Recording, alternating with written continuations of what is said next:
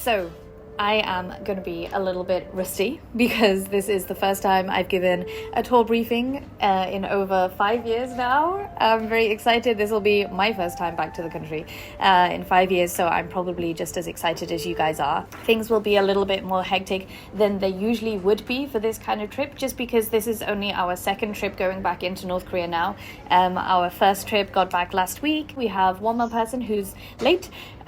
Usually it's my rule on the bus that the last person to get on the bus in the morning has to sing karaoke. I'll let him off for this time, but just bear that in mind. We are on a group trip, so when I give you a time to leave in the morning, do try and kind of stick to that time and stick to the group as well. Otherwise you'll find yourself singing karaoke on the bus. Where should we start?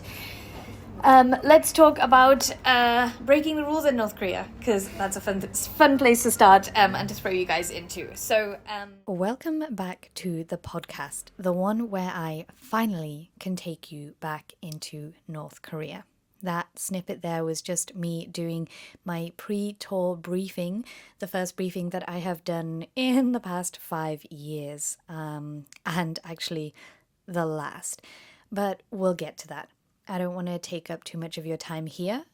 This will probably be split into 2 or 3 or maybe even 4 episodes as I take you on a trip to Rason.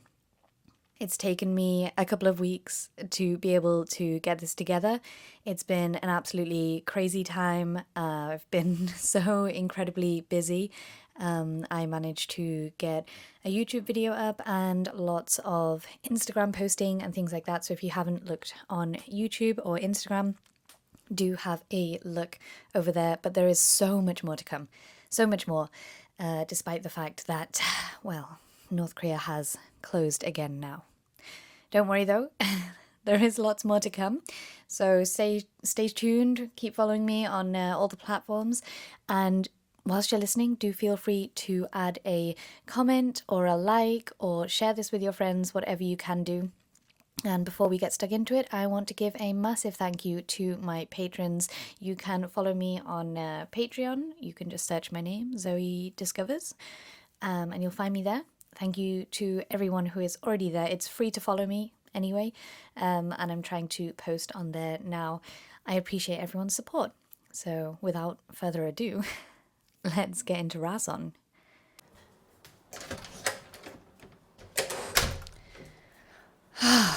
Gosh, finally I can have a sit down for a minute.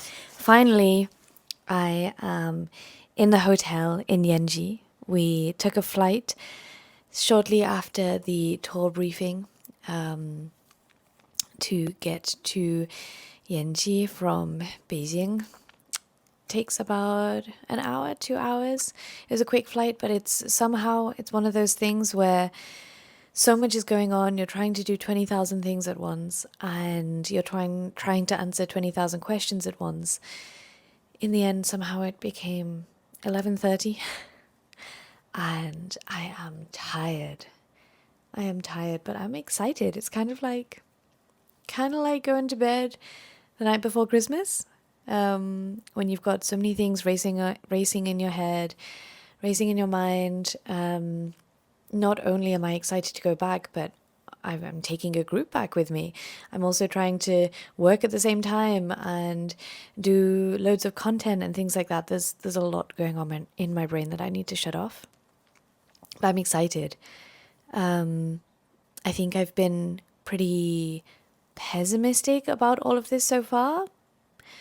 Not extremely excited about Yanji and Rason, but I'm really excited now. Oh, and I will always say the same thing, no one ever believes me, but I always say the same thing, that taking tours for me, it's less about the travel and more about the people that I meet, the groups that I have on the trip. Honestly, I really love meeting these kind of people from all over the world, from all walks of life, that are joined together by one common passion, that is travel. And it's just really nice to be able to, meet so many different people and to chat with them, and you learn so much. So the group is really cool that I'm with. Got a good few content creators. Maybe I'll give them a cheeky shout out at the end, and you can follow everybody's accounts. They will be doing a lot of videos over the time. You can have some in Chinese, in Polish, I think probably in Vietnamese as well. We've got a whole load. So I will introduce you to them over the next few days. For now, however, I'm going to get some sleep and wake up in the morning to go to North Korea. Good night. Good morning, everybody. It is 5:30 in the morning, and I'm going to make myself a very well-needed coffee because we're leaving in about half an hour to the border to go on our 2 or 3 hour drive. I'm tired, but I'm excited. Oh, I'm so excited. Okay, let's do this. Let's go.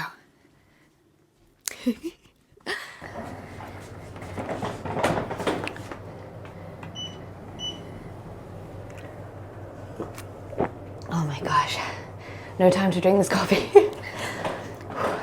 Good morning.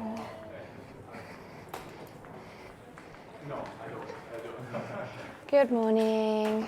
Rebecca, hello, nice to meet you. I'm Zoe. Good to see you. How are you doing? Did you have a good sleep last night? Yeah. Okay. Yeah, I fell asleep at like, I don't know. So this is everyone's breakfast, by the way. You can grab your. 这是早餐对吧？哎，对，我跟他说。哦，好，好。Hello, sir. The last one. Yes. Don't worry. We're hoping that you have a song ready for us to sing. Last one on the bus. Ready to go to North Korea? Yeah, let's go. Let's go. How do we say let's go in Polish? Jedziemy. Jedziemy. Jedziemy. Let's go. 谢谢谢谢。够了，放那儿吧，放那儿吧。啊。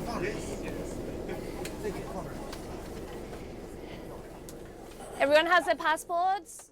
After we left our hotel in Yanji, it was then a 2 or 3 hour drive up to the border. Now this takes a long time and there are lots of steps as you go, as well as lots of Chinese border control to go through. We ended up being stuck at one of the Chinese border checkpoints for a good while here, whilst they were pretty confused, to be honest, about all of the foreigners suddenly coming through this area. You've got to remember that this is a very kind of remote part of China that doesn't really see a lot of traffic of foreigners especially. And so that resulted in a pretty thorough interrogation at multiple points from the Chinese as to why there were so many foreigners coming in recently, why we were there, what we were going to get up to. I've honestly never been more grateful for my Chinese skills, to be honest, because that really helped get through all of the checkpoints at least a little bit quicker, and it made everything a lot easier to be able to explain what on earth we were doing, and that, you know, we were traveling to North Korea as tourists, which, you know, a lot of Chinese don't really understand half the time. When you get to the actual border in China, it's then about another 2 hours and more questioning, a lot more questioning. In fact, I got taken away to be completely questioned by the Chinese border guards, got taken away from the group and put in a room and pretty much interrogated. It sounds a little bit more intense than it was, but it was a little bit... what's the word? Intimidating, shall we say. But they were very nice. But it was a Chinese guy who, you know, the kind of border control officers took me to my room, and then the supervisor came in and he lit up a cigarette and then started asking me a bunch of questions. Again, very grateful for my Chinese skills at this point. But it was kind of, they'd done their research. You know, they knew all about the company, all about the trips, and they had a lot of questions, but I guess they were just going through the protocol, whatever that is, and wanted to, you know, understand as much as possible. They were absolutely friendly, no problem. It was just a little intimidating. Anyway, about 20 minutes after we first arrived at the border and they'd finished the interrogation, I could then rejoin the group and we started the process of exiting China, which is, super easy. You basically just get stamped out of China. Funnily enough, actually, this has never happened to me before, and I don't know why I noticed this, but I am so grateful that I did. You basically get stamped out of China, that's no problem, waited for the group to get through, and then you have to wait for a bus to cross over the bridge into North Korea. So as we were waiting for the bus took about 20-30 minutes, I guess, and during that time I was just flicking through my passport and I noticed, I have no idea what made me do this. I think it's because I was checking how many passport pages I still have left, which, by the way, is 0 now. And I couldn't find my exit stamp from China. And I was really confused. And this is really important because how would I get back into China without my exit stamp, right? And so I got a few other people to look. I have so many exit and entry stamps from China. I got a few other people to check when then I eventually went to the guy who I guess is, controlling the crowds and the bus and things and told him the situation. Indeed, I do not have the exit stamp. Well, actually, we figured out what had happened. My exit stamp was the wrong date. They'd put the right date and the right month, but the wrong year. So he took my passport in. And then it came back out with a visa stamp cancelled on top of it and a new stamp, which was really nice because obviously I have not much space in my passport. So to then have a whole 2 more stamps put in there was very frustrating. Anyway, we then got on the bus and it was a case of fighting our way through the crowds as the Chinese all tried to get on the bus as well with limited seats.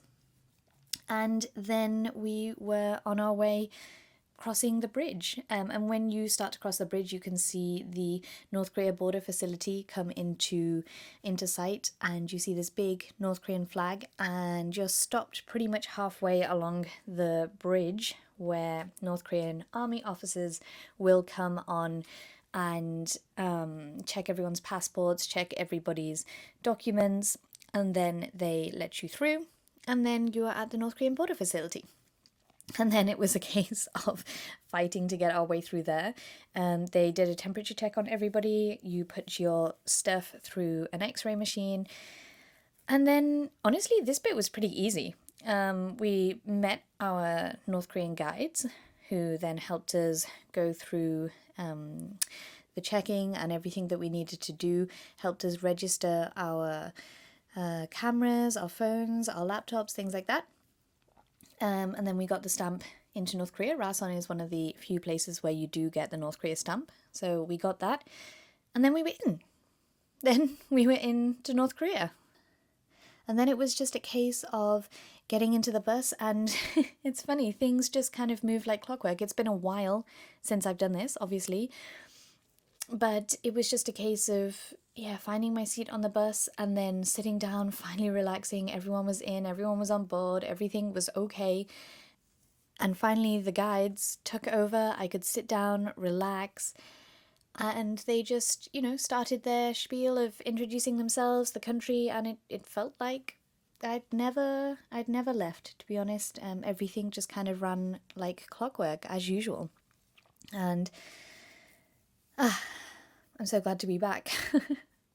We made a couple of stops along the way, such as seeing a deer park, which was random, and feeding the deer, and going to a water factory, which was entirely disappointing because we didn't really get to see the factory at all, and it was just basically a really kitsch area where they had made this fake forest and had a bar where you could drink the water, the mineral water that is there. And it reminded me of this place in Kaesong where they have this also fake forest area where you have to walk through to get to the dining area, and it has plastic deer and everything in there. Anyway, same kind of theme. So we got to try the water, and then we got into Rason city itself. So let's stop talking here and let me bring you back to the freezing cold of Heian Park in Rason. Can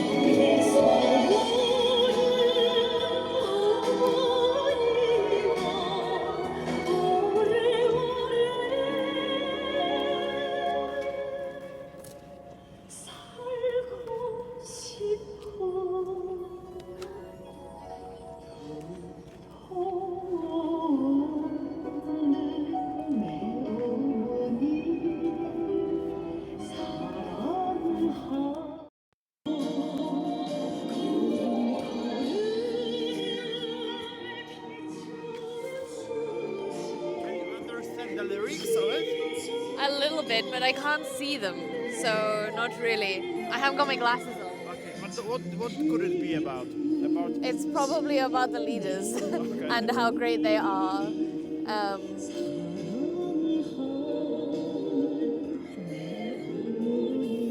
It's about my mum. It's like I love my mother. That's what it's saying. I love my mum. Alright, let's go have a walk around Heian Park. It is absolutely freezing. My toes are gonna fall off. We're just getting to the end of Heian Park now, which is where you get to the sea. And it's beautiful at the moment. It's just 6:20. The sun is just setting. So it's got a beautiful colour to it. Oranges just setting behind the mountain. And we're just walking past the roller skating park right now as well, which is quite nice.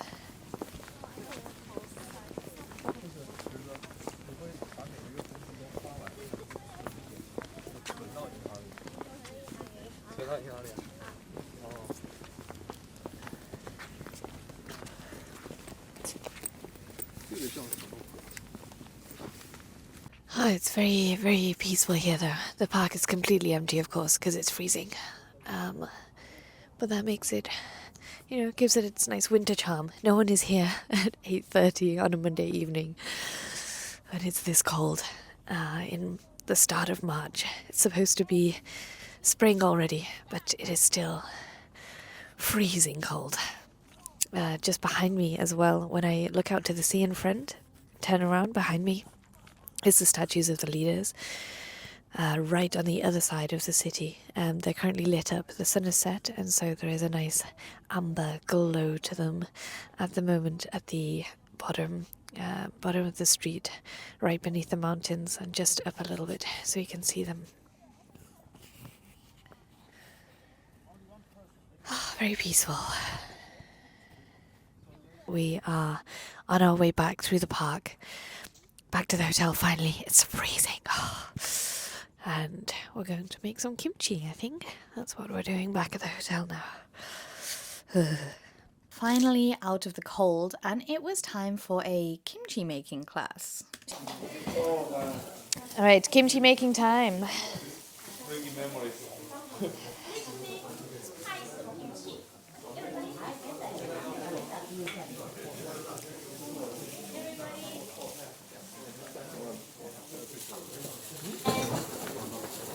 You know anchovy? Anchovy. Put it together and mix it. This is the first part. Usually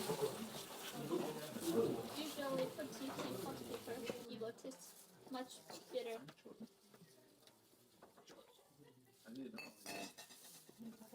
And put some water.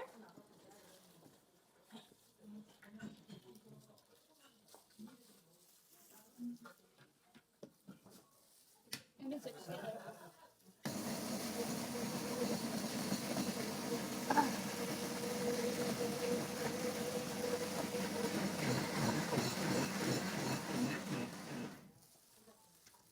Okay, I can smell of it. Smells spicy. That smells spicy. Oh.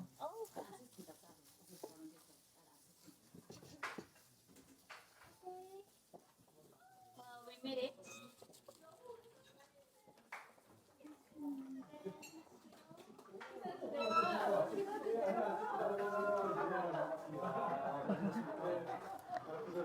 And at this point, I'm going to sit back and relax and let everybody make some kimchi. And have some tea, actually.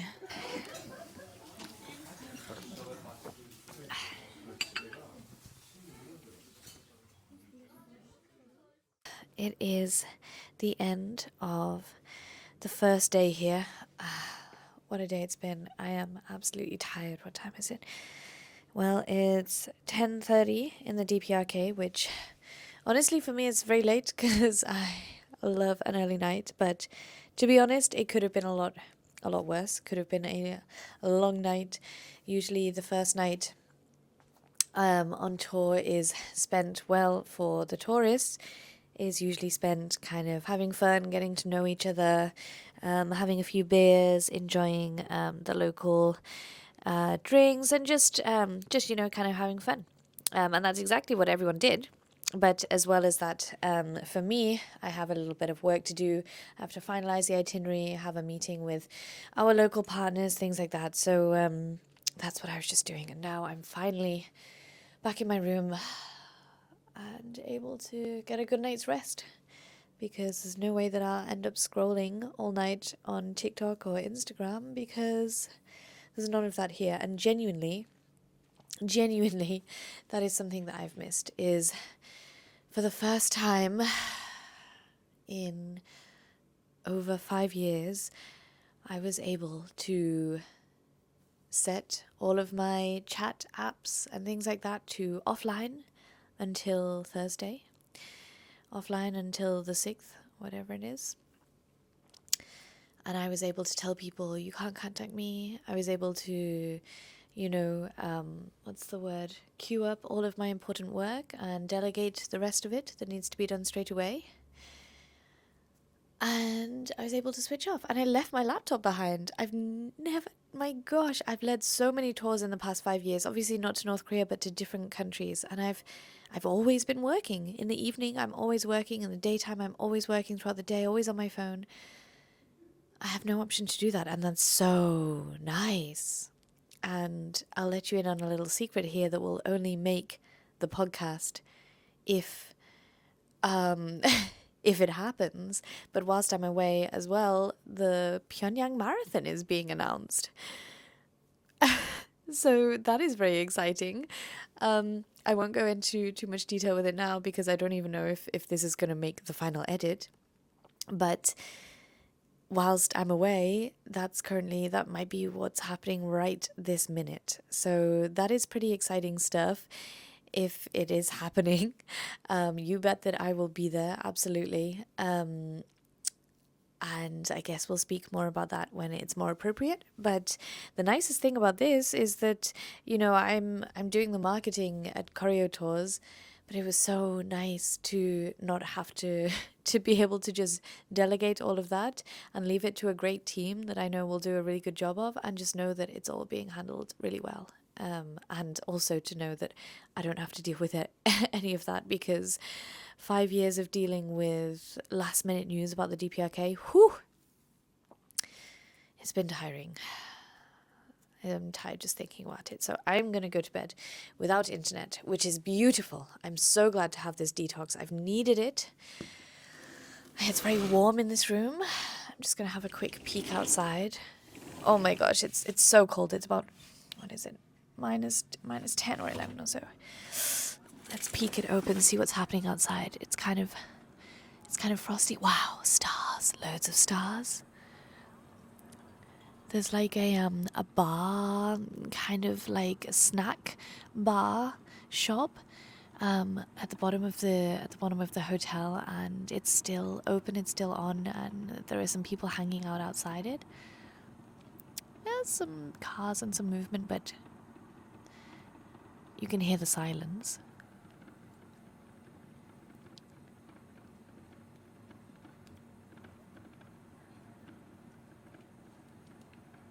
It's generally quite dark outside. I mean, the stars are beautiful, but I can see some bright lights in the distance, and I think that might be the lighting up the statues at the top of the hill. And there's some cars moving about and things. You can hear that. Bit of a hotel residential area. Anyway, it's very cold, so I'm gonna close that for now. Enjoy the warmth. Enjoy the peace and quiet. Enjoy the silence. Okay, good night from North Korea, day 1. I hope you enjoyed following us along. I know it's been kind of hectic. It's only going to get more hectic from here. See you in the morning.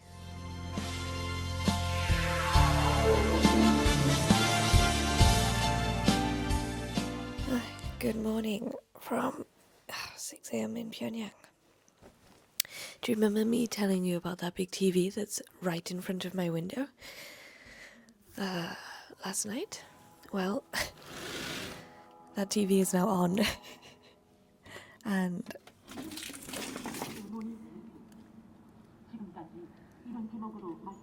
it woke me up. Wow. It's actually beautiful though. Oh, I'm gonna have to get my phone and take a picture. The sun is rising right on the mountain just behind me. Oh my gosh. I'm gonna have to take a picture of this. Very beautiful. Let's see. I had a good sleep. I'm feeling quite refreshed actually. I'm gonna make a tea. Relax a little bit. Again, I went straight to get my phone this morning, obviously.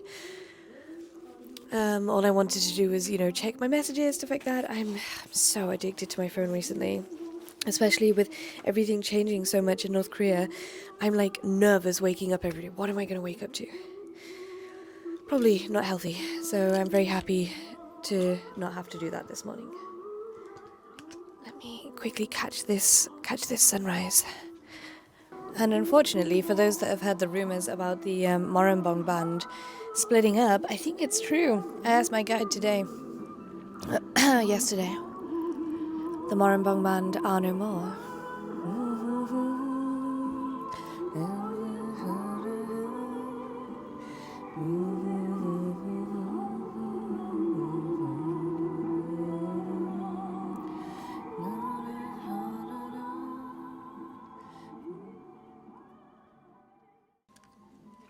On our plan for today, where did I put my sheet? This is one of the things that we have to fix with the guides on the first day. Of course, we have an itinerary, but a lot can change. We're doing everything on the itinerary, obviously, but we're also adding in something else and changing around a few times. So,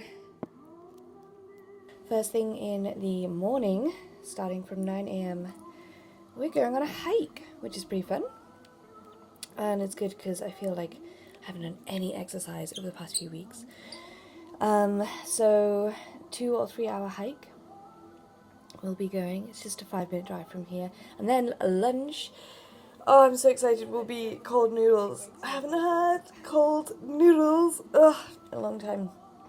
We'll also be visiting a school in the afternoon. Everything is all children based actually, and we'll visit a school, an orphanage, and then go to the school children's palace, which is just right next to our hotel actually. So Rason is small. We're not going to be doing much driving, which is really nice because the past few trips that I've been doing, especially Afghanistan and Bangladesh, I've been in cars and planes for hours and hours and hours of my life in 2025.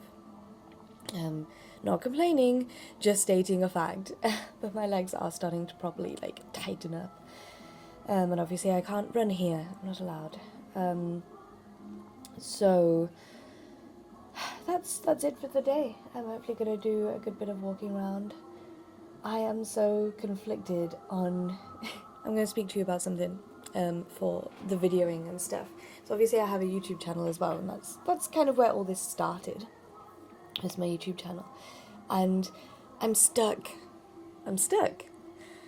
Because I have the pressure of 5 years building up on me and I swear I'm going to stop mentioning 5 years at some point. Where's a nice round number? I have the pressure of 5 years building up on me because obviously I've been waiting for so long, and it's like I need to do something amazing. It's like the comeback video after 5 years needs to be amazing. And I feel so much pressure from that I'm stuck and I'm not making any videos because I'm like, I don't know where to start. I don't know how to do it. I don't know, you know, I'm trying to curate it too much, and it has to be amazing that I can't do it. That's terrible, isn't it? I literally can't pick up my camera and film anything because it has to be perfect, and I don't have the mental capacity to make something perfect at the moment because I'm overtired and overworked just in general. Two, and most importantly, I'm working. I'm leading a group. I'm in North Korea for the first time. So I have all of these things going on right at the front of my mind that just mean that I've just got too much going on to think about filming too much, which would be fine because, you know, filming for me is like second nature. I can just take a camera up. I can take 30 seconds on the camera and, you know, that's absolutely fine. But this one has to be perfect. So it's not just fine to do that. And the other hilarious thing about filming is that's holding me back from filming a little bit is we are a group of influencers. Oh, there is my hot water for my tea. There's no kettle in the room. 감사합니다. Yeah, 감사합니다. I'm gonna have a cup of tea now. The other thing is we are a group of influencers, which is hilarious. And obviously, I'm not putting myself into this category. One, because I'm not really an influencer, and two, because I'm working as a tour guide, not as an influencer on this trip. But there are like professional content creators with me, and it's really funny because I've never been in this situation before, where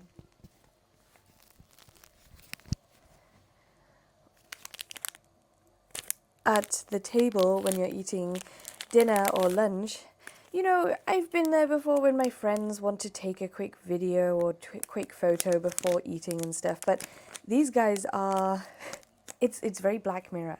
It's very interesting because obviously they'll take a photo and video of the food and things, and then I'll get a bit impatient, can we eat now? And then yeah, no problem. But then the funny thing is they'll just sit and talk to their cameras for 20 minutes, and absolutely nothing wrong with that, you know, like, you do you, that's fine. You know, absolutely no judgment, that's your job, cool that you get to be paid for doing that, like, amazing, I wish that was me. But the only thing that it's not that I have against it, but the only thing that I'm noticing is that it does kind of change the group dynamic a little bit because, well, everyone's just concentrated and focused on themselves because, you know, that's their job. They're filming themselves in North Korea. But when 5 years ago or before 5 years, you would enjoy a trip to North Korea specifically because you have to focus on each other, specifically because there is no internet and you have nothing to do, especially on a mealtime. Like, I'm just using mealtime as an example for this, but mealtimes it was very clear because there was, you know, nothing else to do. You're just kind of sitting round and you just would talk to each other and you just have a nice conversations and spend a nice time together. And like I'm saying, absolutely nothing wrong with an influencer or content creators. It just so happens that the group is only 8 people and 6 of which are influencers, content creators, however you want to say. So it is very kind of bizarre to be sat at a table and talk to the person next to you and everyone else is just talking in front of their cameras. It's very funny. Anyway, back to my dilemma of filming. That's another reason why I don't want to add to that party. So I'll probably try and do things a little bit more discreet. And I just need to, you know, and there's so many platforms as well. It's like, what do I make a thing for? Do I make a reel? Do I make a long form YouTube video? It's very stressful. And kudos to people who do this for a full-time job, really, because there's so much pressure, especially on the people that are coming to North Korea now. There's so much pressure for them to get a good video on their one trip. For me, I'm lucky. I'm coming back here so many times now. So, yeah, there's that. So let's see what comes out of this. But frequently, when I ask you guys, what do you want more of? You say the podcast. So that's what I'm focusing on this time. And thank God, because the podcast is the one I love doing the most. It's the easiest. Doesn't really make me any money, but maybe sometime in the future. And at least you guys enjoy it. And that's the main thing. So I am going to enjoy my cup of tea right now and get ready for the day. I've missed these breakfasts so much. I love the dining halls, they're always so grand. Beautiful pink, greens and purple lights going on, and of course this fabulous music in the background. But really the breakfasts are awesome. So this time it's a buffet, and I've just got a plate full of loads of different colours. It's so healthy. So many different greens, so many different... Have a seat, no worries. I'm just talking to myself. Okay. And some fish as well. Fish for breakfast. Yeah. It does look good. 然后这个吗？没有啊，这个好像你可以尝一下。这个东西豆酱吗？还是牛腩？我有点不知道，但是有点像奶粉。哦，可能是奶粉诶。对，你尝一下。From breakfast, where honestly I hadn't missed eating kimchi and also trying to figure out what on earth this kind of milk drink was that was so tasteless. That's basically what I'm speaking about in Chinese right there. To finally our first stop of this first full day in Rason, which of course was visiting the statues, paying our respects to the statues of the leaders in Rason City. This is a stop that I've said it before that you don't have to do. You don't have to go and pay your respects to the leaders. That means you don't have to go and place flowers. You don't have to go and bow. However, if you want to see the statues, then you do have to do these things. So if you don't want to bow, then you can stay in the bus. And this is not like a normal tourist site. It is, you go there not for tourism, you go there to pay your respects, right, in the Koreans' eyes. So when you go there, you've got to remain respectful. So I didn't do any filming there or recording, but in the next spot, I do lots of that. So let me take you hiking in Rason. So let's start our hike.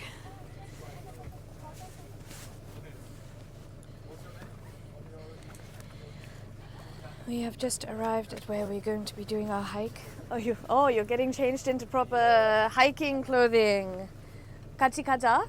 아니. 아니? 왜? 왜요? 차. 차. 네. 그래서 물 좀 워터. 있어요. 네. 감사합니다. 새건가? 새거지 않고. 예. 감사합니다. If anyone needs water, there's water here. 얼마 바꿔시? Ja, ich glaube schon. Ist sehr kalt da oben. Naja, ist sehr kalt draußen.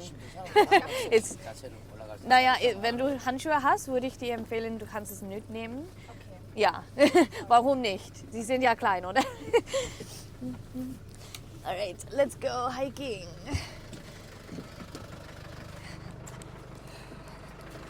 This was me trying, but not succeeding to convince the driver to come on the hike with us. At this point, I have to just cut in here and say how hilarious I find this. If you don't know already, I speak German and Chinese, also Japanese and a bit of Korean, as well as some drips and drabs of some other languages like Arabic, French, things like that.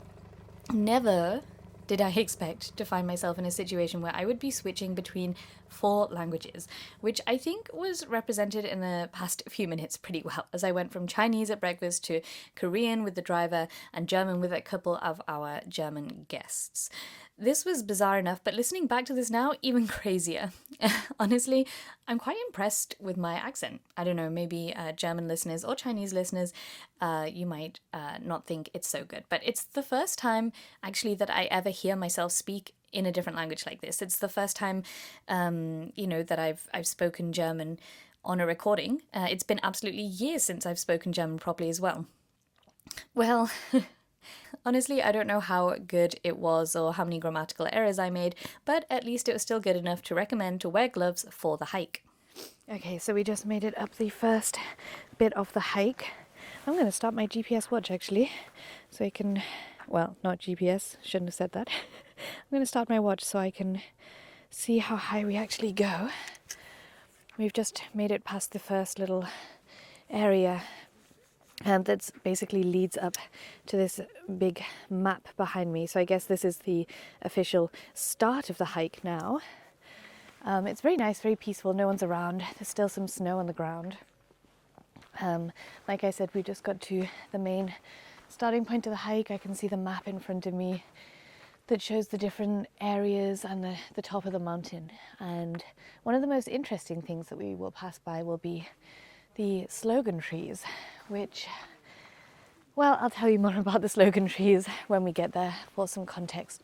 For now, let's get up the mountain. And I don't know if you heard before, but the idea is that it's a bit of a race to see who can get there first. So already the entire group is in front of me, so I'm gonna get a move on.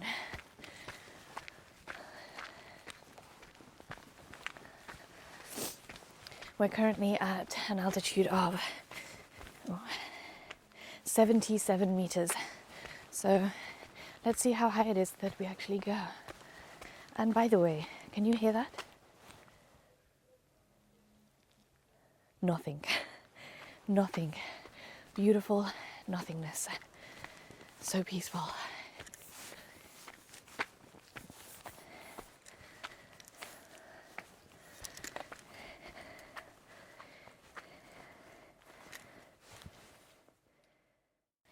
So, funny story, the reason I knew the altitude here and how many kilometers we were walking is because I was recording it on my Garmin smartwatch.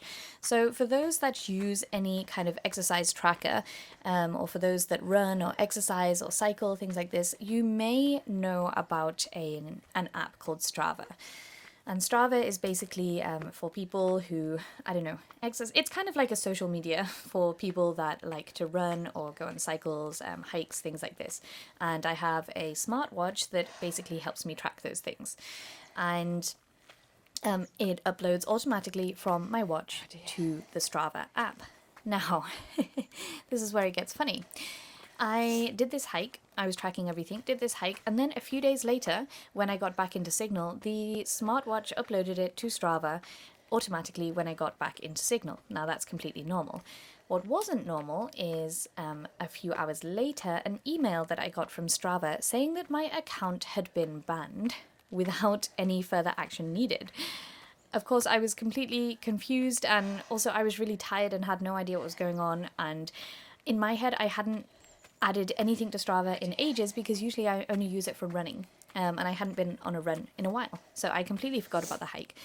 Anyway, I could not get in touch with them for a good few days, and I went over to social media to help to try and reach out to everybody to help me get my Strava back, because I've been using it for over 5 years. It's a complete record of my exercise journey.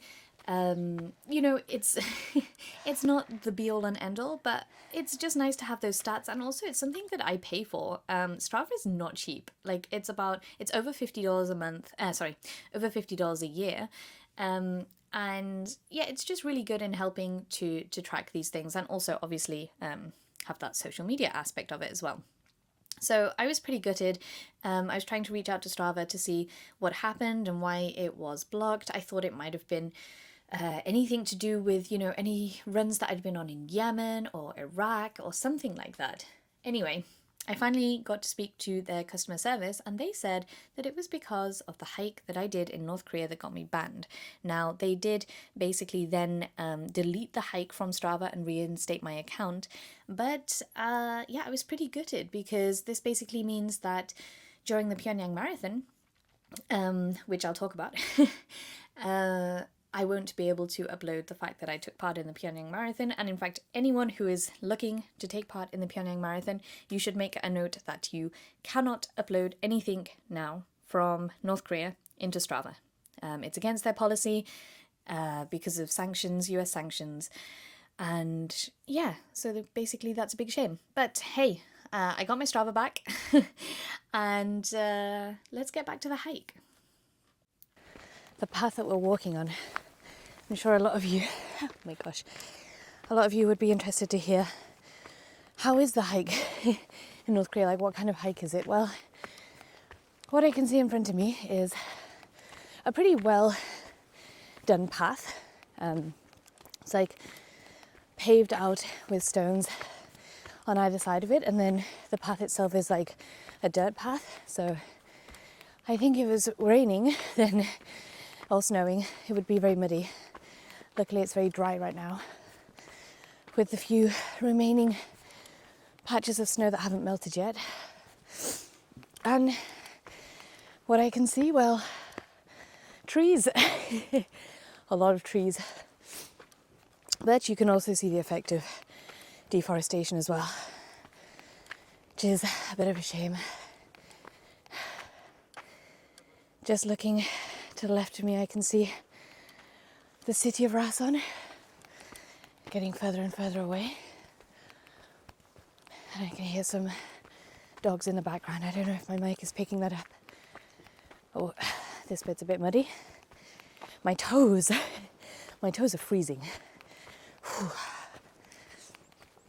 I was just about to say, I wish they had gloves for feet. But then I realized how stupid that sounds. And I do have 2 pairs of socks on. Can you hear that mud squelch now?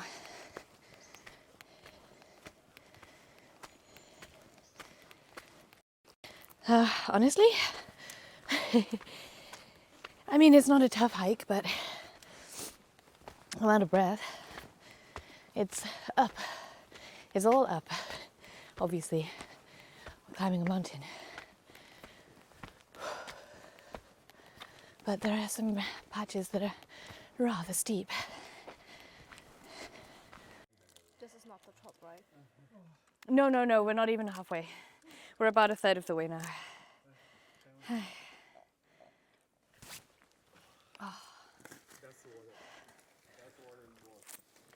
Oh, it's some good spring water. Do you have some? I drank. You drank it? Okay. Anyone else need some spring water? Fresh from the springs of Rason.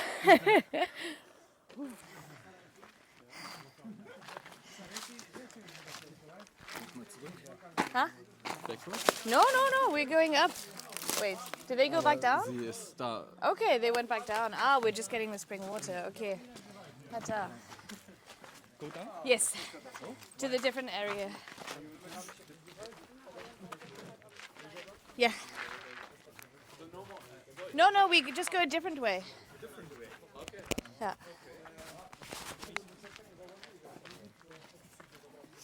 Here is just to see the water.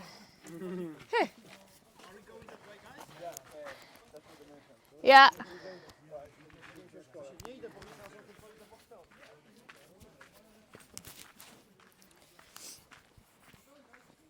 Let's go. Oh, now we've freshened up with water. Now we can carry on the hike. How are you finding the hike, Mr. Park? Yeah. Can you be on my audio, on my podcast? I don't know. In the end, Mr. Park confirmed to me that indeed he did not want to be on the podcast, but we hear a bit from Miss Kim later on.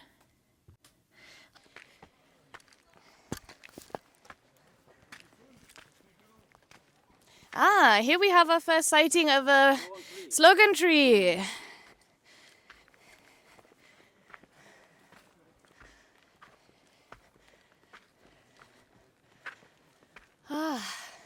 Oh, you have to open it out.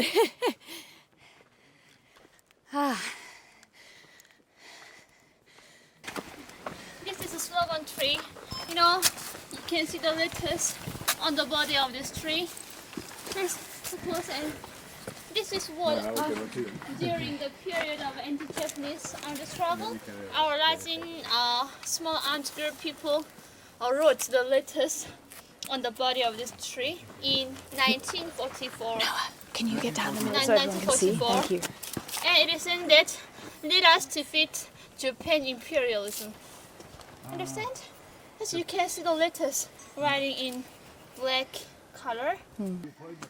So it's basically a tree that has been, the bark has been carved away, and on it there is Korean lettering saying let's defeat the Japanese imperialists. And it's funny because they're using half hanja, So they're half Chinese characters and half Korean, because that's how Korean used to be written as well.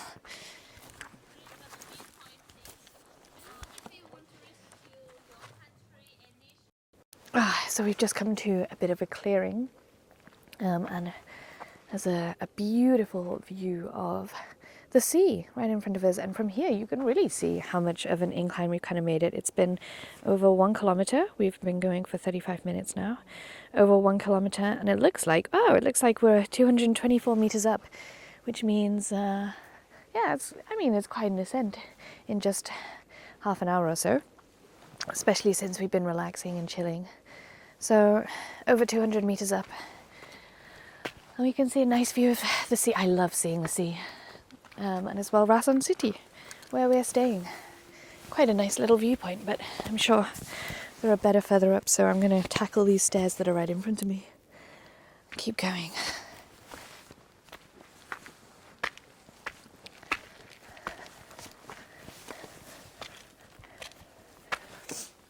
And just a few words on the slogan trees as well that we just went past. So the only other place that I've seen the slogan trees is Chilbosan, or Chongjin area, also in the northeast. Oh no, sorry, that's wrong. Last time I saw them was Paektusan area. And well, still in the northeast, and not terribly far from here. And that's basically because this is where the kind of revolutionary fighting against the Japanese was happening. So it makes sense to find them all here. The only other place I've seen them has been in the northeast area. So it's cool to see them here as well. And it just gives you a feel for, what was going on in this area at that time. I think 1944 these slogan trees were from.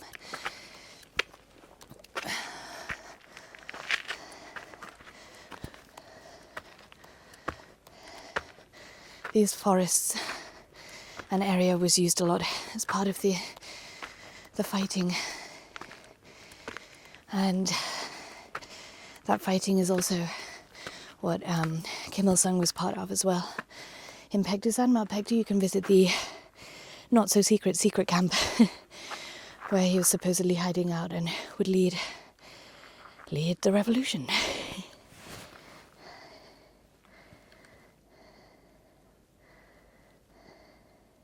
It's beautiful though. This is probably the nicest little area. In front I have a very big ascent. To the right of me I can see where we will be hitting the top of the mountain. To the left hand side it's just a pretty sheer drop down with all the trees and Rason City and the sea for miles. And the weather is that kind of foggy weather where you really can't see the difference between the horizon, where the sea ends and the sky starts. It's all just quite white with a tinge of blue. There's some signs up here as well. Pimil. So this is a secret hiding place. Pimil something takjangso. So secret something place. So I presume this is some kind of secret hiding place or secret headquarters for living. And it's basically just a bunch of rocks, and you can see where they would have squeezed through the gaps on the side of the rock and hid in there. There are some other signs pointing at different things as well, but I have to kind of get back to the group. Go ahead. This is really pretty. So we are now getting just to the top, and you can hear underneath me it's stones. It's like a kind of path carved out of these massive rocks either side of me now. We've gone exactly 2 kilometers. It's just a bit of a clearing to the left. I can see mountains, snow all over them. Beautiful. I think we are very almost at the top now. Honestly, it's a pretty tricky hike. You want to tell me how the hike was again? How was the hike? Ok. It was great. It was great, but I didn't expect it gonna be that extreme. You know, Yeah. we were hoping for a casual walk for elderly people, like 20 meters. Yeah, I think when I said it's not so extreme, I meant like there's no technical points. It's all like stairs and pathways, but yeah, it's pretty tough. Yeah, it is. It Yeah. is. I think we're 2.5 kilometers almost. So it's 2.5? yeah, so 5K when we go back. Wow, nice. Yeah, it's not bad. Hey, who's ready for cold noodles? Cold noodles? Yes. Cold. Cold noodles. Make it hot. This is the very famous dish in the DPRK is Pyongyang cold noodles. Yes, we are having Rason cold noodles. Haha, very funny, Zoe. But seriously, the last thing we wanted after the freezing hike was a cold noodle dish. But we were hungry and not picky. Plus, the restaurant had a little something extra in store for us too. We were greeted with a group of ladies in these beautiful dresses. Oh, look, a famous 홍사인데. 안녕하십니까? 예. 아, 귀여워요. 아름다워요. 너무 아름답습니다. Okay, so finally our cold noodles are here and I can tuck into my first cold noodle dish in a long time. Not quite Pyongyang cold noodles, let's call them Rason cold noodles. It looks so spicy, actually. I'm quite nervous about all that gochujang paste on it. It was a short wait until we finally got given our cold noodles, and the most important thing about the dish is knowing exactly how to eat them. I give the group a bit of a demonstration. I'm going to show you guys how to eat it whilst we have the dish in front of us as well. I know you guys are still waiting for it, but just so everyone can dive in as soon as you have it. The soup is coming now, but you can see in your dish you have a pile of noodles and soup. So basically, the way to do it is you can just use your chopsticks and you separate out all the noodles that will be together. And then you can add in mustard and vinegar. It's going to be a little bit spicy. I would recommend for you to try it before you put any extra things in. And the thing to note is that you really have to separate it a lot because they're going to be quite sticky together. And the noodles themselves, the quality of them is like very, very chewy. So don't take a big thing like this and just put it all in your mouth. I recommend just to try a little bit, and you will have to no one's going to be pretty eating Pyongyang cold noodles. We have to leave all of our manners behind and you just go at it as much as you can and try not to choke because they can be very chewy. So just remember to be chewing down on them as well. And that's it. Okay, so we finished our hike and got to the restaurant for our Pyongyang cold noodles, and it looks like we were just met by a lot of ladies dressed in beautiful joggery. And now it looks like we're going to have quite a performance, actually. There's a drum kit, electric guitars, saxophones. Oh, I'm excited for this. And that is it for today. I'm going to leave you with this music that we were treated to and this live performance in the Pyongyang Cold Noodle restaurant. Next week, I'm going to take you on the rest of the trip to various schools, various factories. We're going to have a lot of fun. Thank you for listening this long. I hope you enjoyed it. Do make sure to like, share, comment, do all the things that you can do to help me get this podcast far and wide. And I'll see you next week. Bye.